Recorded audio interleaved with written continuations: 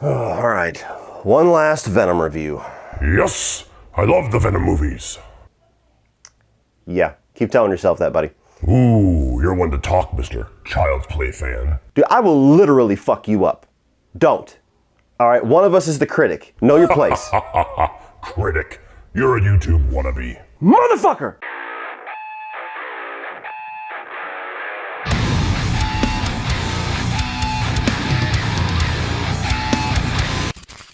What is up, guys, and welcome to my review of Venom: The Last Dance, the third film in the Tom Hardy Venom Sony Spider-Man universe without Spider-Man in it. So back when the first Venom film came out, I liked it okay. I had a decent enough time with it. I have not watched it since it was in theaters, so I guess that colors how much I honestly liked it. But I was massively disappointed in the second one. I thought that they absolutely ruined Carnage. Not really a fan of the style of comedy that I've seen in most of these movies. I don't love the characterization of Venom not being villainous at all. I mean, aside from eating people's heads, usually bad guys. So this franchise, this trilogy, it hasn't really been my thing. But of the Sony Spider-Man Universe without Spider-Man films, these are certainly the best of the bunch, which says a lot about the other ones. So this third film, I really didn't have any expectations. I figured it was probably not going to be great, but maybe I'll have some dumb fun. Maybe they'll have some good jokes, maybe there'll be some solid action. I had heard some whispers that a really major villain was going to be debuting in this film, so that certainly could have given it a little injection of adrenaline. Walked in just hoping to have 90 minutes of mindless fun entertainment. Starting off with the positives, like the previous two films, the best things that these movies have going for them is the chemistry between Tom Hardy's Eddie Brock and Tom Hardy's Venom. A lot of the chemistry between the two, the way that Tom Hardy modulates his voice and creates a different character entirely for Venom, the way that those two characters interact in certain situations. Again, not exactly a characterization of Eddie Brock and Venom that I love, but if we're 3 films in and this is what we're doing with them, you still get some dumb fun out of it. There's still a bit of a novelty there of seeing somebody of the acting caliber of Tom Hardy slumming it in a movie like this. And for all that I'm going to say about the lack of effort elsewhere, if there is anybody involved with these Venom films that has given it their all, it's Tom Hardy. We are Venom.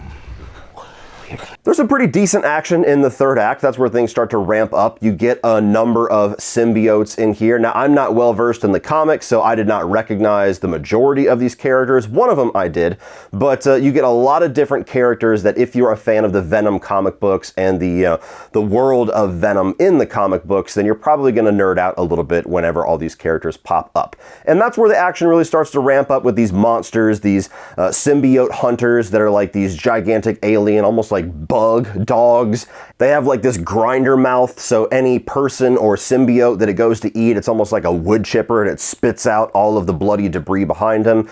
PG-13 bloody debris, but bloody debris nonetheless. And the movie is at least very self-aware that it's stupid as hell. I mean, you have a dance sequence, you've got an entire segment of this film where Tom Hardy is just on a road trip with a hippie family and they're singing like show tunes. And you know, it's a movie that knows what it is. It's not trying to be anything more than what it is. I wish it was something else, but if you want dumb fun, if you like the Venom movies, if you enjoy what we got in the previous 2 films, they stay the course with that. You'll probably enjoy what they give you here. And now moving on to the negatives. Look, just like anybody else, I can enjoy a guilty pleasure film. I can enjoy something that's low-hanging fruit. I can enjoy something that's not aiming very high and it's meant to be some stupid fun. But these just don't work for me. You know, these Venom movies, and especially the other movies in this Sonyverse, they're just the most empty and depressingly useless set of big budget blockbuster films that I have seen in the last 15 years. It just baffles me what exactly they're trying to do with these movies and how they keep failing so epically to do anything of substance or anything of merit. Like, of all of the possibilities that we could have had with a Venom movie and a Morbius movie and not so much Madam Web, but the concept of we're going to build out this lived-in Spider-Man universe by starting with all of the villain and anti-hero introductions. So if and when we ever do get Spider-Man back, he's already got this very populated world full of characters that hopefully all you guys like. Such a great idea that they have absolutely shit the bed on. And so this third Venom film is just more of that. It's better than the Morbius film, it's better than Madam Web, but those are some of the worst films that we've gotten over the last number of years. So saying that they're better than absolute dog shit, it's not really a very big compliment. Like, it's serviceable, dumb, stupid, shut your brain off entertainment for 90 minutes, kind of. But there's movies that go for that are significantly better than what we get here. First of all, just the script in and of itself. The story of this film, what story? There's like 4 or 5 scenarios that they thought of with Eddie Brock and Venom, and they just stitched them together for this last film. It starts right where the second one ended, and he's immediately trying to take on like dog traffickers, and then he's hitching a ride on an airplane, and then he's walking through the desert, and then he's riding with hippies, and then he's at Vegas having a dance number. I mean, none of it makes any fucking sense as like a through line of a narrative. I spent over half of the film just wondering, what the fuck are we doing? Like, is there a point here? Is there a story? Is there a plot? Is there a struggle we're trying to overcome aside from this villain that we're supposed to be having this impending doom, this impending arrival of that, spoiler alert, never fucking happens? Let's talk about that for a second, shall we? Okay, so one of the big things about this movie that I at least heard a little bit of chatter with online from some comic book fans is, ooh, we're finally gonna get the introduction of Null. Again, not a character that I'm familiar with, but the movie opens with an introduction of this guy as like this really gigantic threat. This is the biggest bad guy that Venom and Eddie have ever crossed paths with, and he's on the way. And the movie ends, and he's still on the way, I guess? You actually started this movie promising a badass villain, and he never fucking shows up in the story, in the third act, in anything in this movie, ever? Where the fuck did you learn to do movies? And the intro sequence of this character is like one of the most blatant exposition dumps ever. I mean, the scene plays out like this. I am Null. I'm a badass. I'm so scary. And you should all fear my arrival. I need to get Venom so that I can escape from this prison. So I'm gonna send things to go and find Venom. And then the world is mine. By the way, you're never gonna see my face say any of this because we do everything in ADR and post-production. And again, spoiler alert, but I don't think this type of movie even merits the use of that term. The movie has a post-credit scene where this happens. Son of a bitch. My plan did not work. I'm still in this fucking prison. But I'm coming eventually. I swear. What plans do they have for this character? I don't know. Do any of us give a shit? I mean, like, anything that they try to set up as some kind of like an intended plan for this universe just makes you puzzled. Do you remember the post-credit scenes we got in Morbius where fucking Vulture was going to be coming in and they're talking about Spider-Man in a way that makes no logical sense whatsoever with the rules of their universe, and we're just left going, huh? That's pretty much what you're left with here. This movie was a gigantic backdoor pilot for whatever the hell they're going to do with Null. And I don't care what that is. And beyond just the Null scenes, just like with Madam Web, though not nearly to that obnoxious degree, there's a number of parts in this movie that feel like they were done in ADR in post-production. Like they didn't have a completed script, or they weren't decided on what the dialogue was going to be, or they had 3 or 4 different versions of the movie and they didn't know which one they were going to commit to. So there's a lot of dialogue scenes where you just see the back of the actor's head as they're having a full-on conversation. Pretty clear indication this person ain't saying shit that we're hearing. And even in some of the interactions between Eddie Brock and Venom, they don't gel 100% like they have in previous films, which also leads me to believe that Tom Hardy had assigned lines, and then they said, we'll figure out the Venom side of it later. Like, you're one half of the conversation, we don't know what the other half is. Fuck it, we'll fix it in post. And another thing that really got on my nerves too, which, didn't derail the movie, not a movie like this anyway. It's something that's not, it doesn't have enough attention drawn to it to dismantle things on the level that it could have. But just another glaring sign that Sony gives zero fucks about the integrity of this universe, and especially how it plays into the MCU. You have 2 pieces of casting in this movie utilizing actors that have previously played other characters in this universe. And it's not a multiverse thing, it's not them playing a variant, they're just cast for some random fucking character that anybody could have played But we've seen them in this universe. You got Risa Fonce in here, who was Kurt Connors or the Lizard in the Andrew Garfield Spider-Man films, which are now canon with everything that is going on here with No Way Home, and he's just playing a random hippie dude. Just a random family man. He's not named Kurt. This isn't like an alternate version of what Kurt Connors could have been if he didn't go into chemistry and didn't become a professor. He's just hippie guy.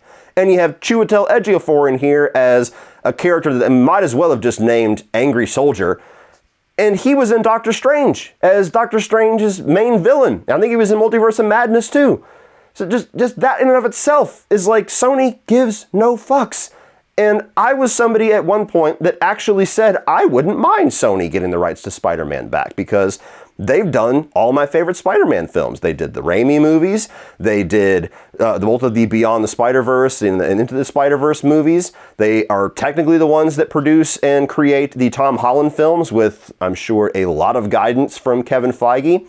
I have since completely gone back on that. I don't want their hands anywhere fucking near this character, because they, whoever the hell is in charge of this version of the universe, Avi Arad or whoever, they don't fucking care. And ultimately, one of the biggest disappointments for me, we're having some dumb fun, we're going for some jokes and some laughs, but the movie completely contradicts its own, you'll call it a storyline, but I think that's a stretch. That's giving it a lot more credit. The whole impending arrival of Null. He sends these things out, and anytime that Venom completely takes over Eddie Brock, he turns into a beacon that these monsters will literally get to him in seconds. Like, they actually jump 30,000 feet into the air to get him on a plane at one point. These fuckers will get him within seconds if he comes out. Pretty big plot point that they hammer home numerous times throughout the first two acts.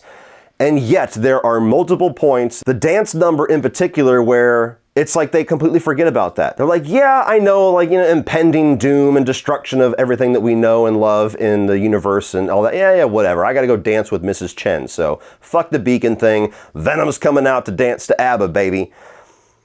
If you can't take your own storyline seriously in any level, why should I? And the fact that they actually try to lean into the whole The Last Dance. This is the conclusion, this is the final film, supposedly, with this iteration of Eddie Brock and Venom. So there's going to be some sort of finality in how things are going to play out in the climax. They try to go for some emotional beats, but that's completely destroyed by the fact that the third act is absolutely their fault, because they wanted to dance rather than keep the universe safe. So I'm not going to feel bad for you. I'm sorry. I'm not going to shed a tear. I'm not going to get choked up. I'm not going to get emotional, because fuck you. You get what you deserve. So look, just another rung on the belt of why these movies, they're pointless. They're absolutely pointless. If I did not run a channel where people wanted to hear my thoughts, I would not have gone to see this one. I would not have gone to see the previous two films in this universe. And I have absolutely zero faith in Kraven, whenever the hell that's supposed to come out. These movies just, I hate everything that they represent. $200+ million types of movies, just money, money, money, money, money.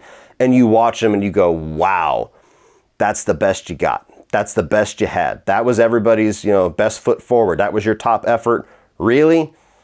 No thanks. So all in all, guys, as I said, no shame whatsoever if you enjoy these films. I have my own versions of guilty pleasures that people would think I'm crazy for enjoying. If you like Venom, Let There Be Carnage, and my God, even if you like Morbius and Madam Web, you're probably going to enjoy this. It's along the same lines as the previous two films. I would say it's not much better or worse than the second film, but I just don't care anymore. There's just no reason to go and see these films if they're not actually going to care about their own product, if they're not going to care about their own characters, their own universe, their own, strength of IP. If they're not going to care about their own brand, then why should we? Why do they deserve our $14? Why do they deserve our 90 minutes? I don't think they do. Well, that's it for this one, guys. If you enjoyed that, click over here for all my 2024 new release reviews. I'm also going to put my reviews of the previous two Venom films up here. Actually, the entire universe, the Sony bullshit verse up there. Like, share, hit that subscribe button so you don't miss everything in the future. And as always, remember, opinions are like assholes, but that doesn't mean you have to be. See you next time, bitches. Yeah, he said it.